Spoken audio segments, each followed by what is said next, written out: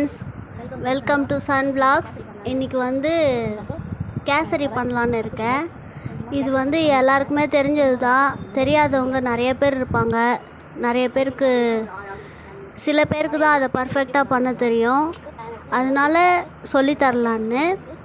இது எப்படி செய்யணுன்னா, குழையாமல் இருக்கணும், பிசு பிசுப்பாக இருக்கும், கையில் ஒட்டும், இந்த மாதிரி மிஸ்டேக்ஸ்லாம் வராமல் இருக்கிறதுக்கு நான் சொல்கிற மெஷர்மெண்ட்டில் நீங்கள் இந்த மாதிரி கேசரி செஞ்சு பாருங்கள். கண்டிப்பாக உங்களுக்கு பிடிக்கும் இந்த வீடியோ போகிறதுக்கு முன்னாடி சப்ஸ்கிரைப் பண்ணிக்கோங்க என் சேனலில். இது வந்து கேசரி என்ன பண்ணோன்னாக்கா, இப்போ ஒரு கப்பு மெஷர்மெண்ட்லாம் காட்டியிருக்கேன் நான். ஒரு கப்பு ரவைன்னு வச்சுக்கோங்க, சூஜி ரவை. அது வந்து ஒரு கப்பு ரவைக்கு 2 கப்பு சர்க்கரை. தாராளமாக கையிலலாம் ஆகிடும். நெய் 3 கப்புன்னு மெஷர்மெண்ட் சொல்லுவாங்க அதிகப்படியாக. அவ்வளோலாம் தேவையே இல்லை. ஒரு 3/4 கப்பு போட்டால் போதும். ஒரு கப்பு இருந்தால் நல்லா தாராளமாக நல்லாயிருக்கும். இப்போது வந்து பேன் வந்து நல்லா சூடு பண்ணிவிடுங்க.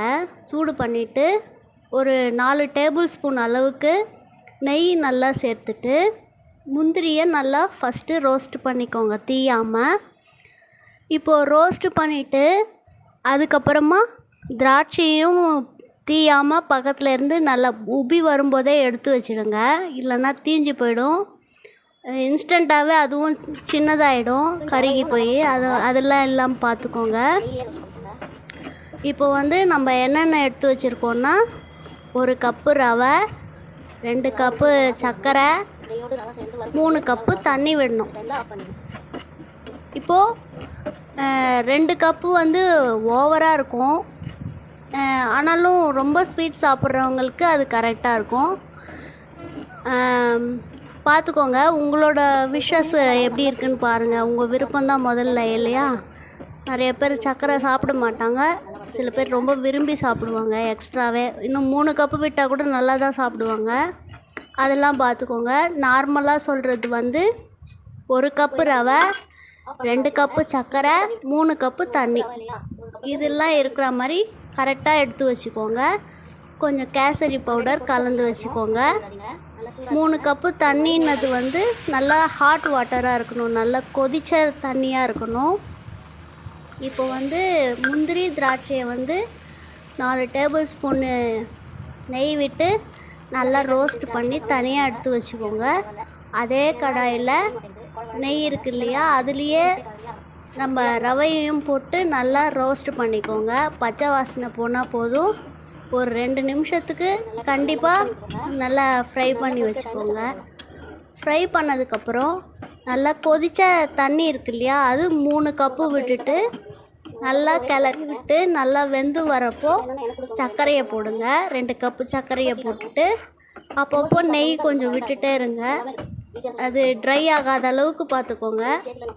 நல்லா சுருண்டு வரும் அல்வா மாதிரி. அந்த டைமில் ஸ்டவ் ஆஃப் பண்ணிவிட்டு இப்போ முந்திரி திராட்சை இந்த வேகும்போதே ஏலக்காவை சேர்த்துருவோம் ஆல்ரெடி நம்ம.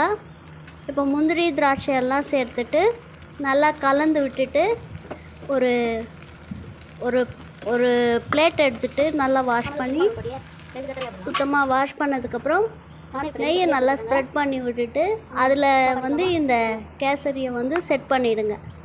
ஒரு 5 மினிட்ஸில் கேக்கு மாதிரி நல்லா அழகாக வந்துடும்.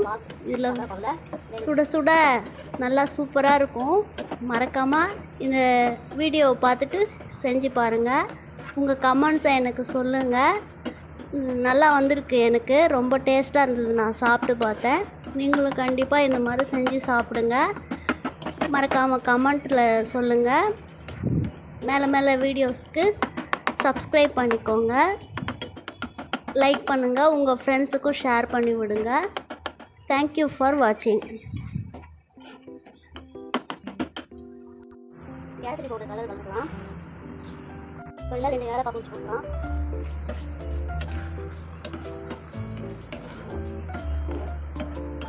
நான் ஆரஞ்சு கலர் போடுங்க, நான் லெமன் கலர் போட்டுருக்கேன். கேசரி பவுடர்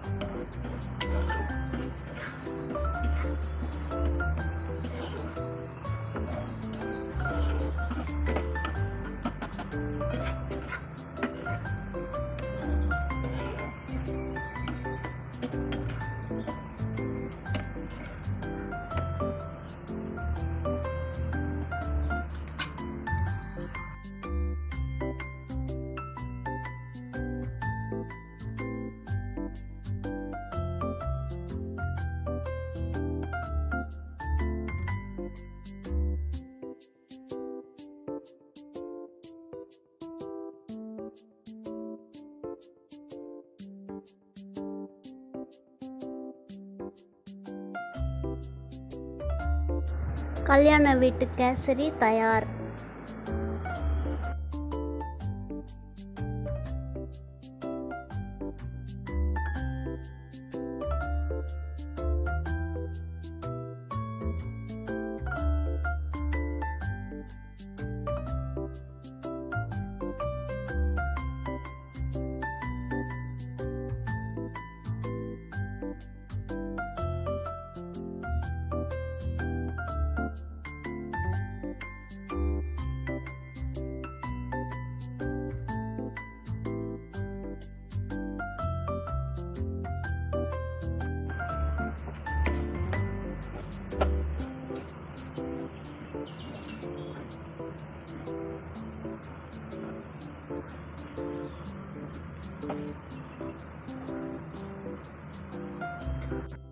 இப்போ பார்த்தீங்கன்னா நான் அந்த பிளேட் வந்து நெய் நல்லா ஃப்ரெஷ்ஷாக அலுமிட்டு நெய் போட்டு நல்லா தடவி வச்சுப்பேன். ஏன்னா இதில் கேசரி போடும்போது பட்டாமல் நமக்கு கேக் மாதிரி வரும். அதனால தான் போட்டு நெய் நல்லா பண்ணி விட்டுருங்க. இன்னும் ஒரு 5 மினிட்ஸ் கழிச்சு நல்லா ஸ்டிஃப் ஆகிடும். கேக் மாதிரி எடுத்து சாப்பிட்றது ஈஸியாக இருக்கும். ஆல்ரெடி கரெக்டாக ஷேப்பாக வந்துட்டு மேலே மட்டும் லேட்டாக நெய் பண்ணி வச்சுக்கலாம்.